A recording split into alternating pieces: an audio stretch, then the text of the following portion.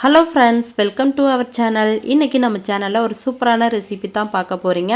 Chicken 65 கேள்விப்பட்டிருப்பீங்க. வெஜ்ஜில் 65 செஞ்சு கேள்விப்பட்டிருக்கீங்களா? இன்றைக்கி நம்ம வெஜ்ஜில் தான் ஒரு சூப்பரான 65 ரெசிபி பண்ண போகிறோம். அதுக்கு நமக்கு 2 பெரிய சைஸ் உருளைக்கிழங்கு எடுத்துக்கோங்க. அதை தோலை சீவி இது போல் சின்ன சின்னதாக கட் பண்ணிவிட்டு நல்லா ஒரு 10 நிமிஷம் நல்லா வேக வச்சுக்கோங்க. உருளைக்கிழங்கு வந்து ஒரு அரை வேக்காடு அளவுக்கு வெந்திருக்கணும். அதை வேறு ஒரு பாத்திரத்துக்கு மாற்றிட்டு கொஞ்சம் நேரம் அப்படியே ஆறட்டும். ஆறுனதுக்கப்புறம் அதில் 1 டேபிள் ஸ்பூன் மிளகாய்த்தூள், ஒரு அரை டீஸ்பூன் வந்து மல்லித்தூள் சேர்த்துக்கோங்க. 1/4 டீஸ்பூன் வந்து ஜீரகம், 1/4 டீஸ்பூன் கரம் மசாலா, தேவையான அளவு உப்பு, ஒரு அரை லெமன் வந்து பிழிஞ்சு விட்டுக்கிறேன்.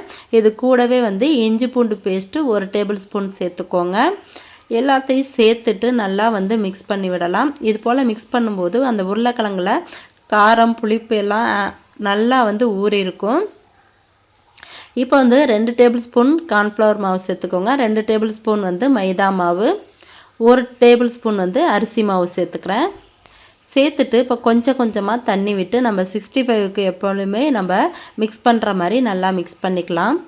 ஓவராக தண்ணியாகவும் இருக்கக்கூடாது, ரொம்பவும் கெட்டியாகவும் இருக்கக்கூடாது. ஒரு மீடியமாக வந்து பிசைஞ்சு எடுத்துக்கலாம்.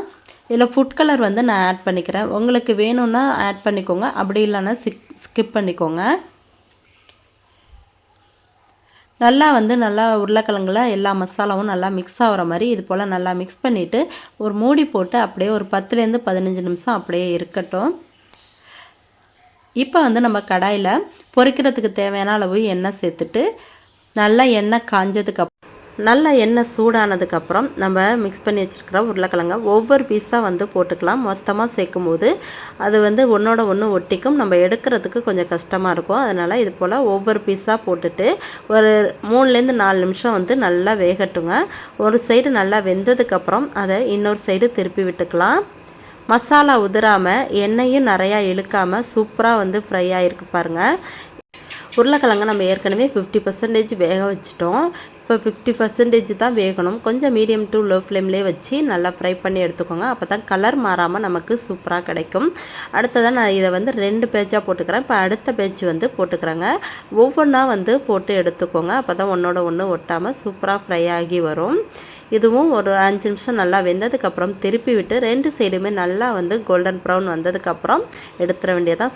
இந்த ரெசிபியை உங்கள் வீட்டில் ட்ரை பண்ணி பாருங்கள். ட்ரை பண்ணி பார்த்துட்டு எப்படி வந்துச்சுங்கிறத எங்களுக்கு கமெண்ட் பண்ணுங்கள். இப்போ தான் நம்மளோட வீடியோ புதுசாக பார்க்குறீங்கன்னா வீடியோ லைக் பண்ணுங்கள், மறக்காமல் சேனலை சப்ஸ்கிரைப் பண்ணுங்கள்.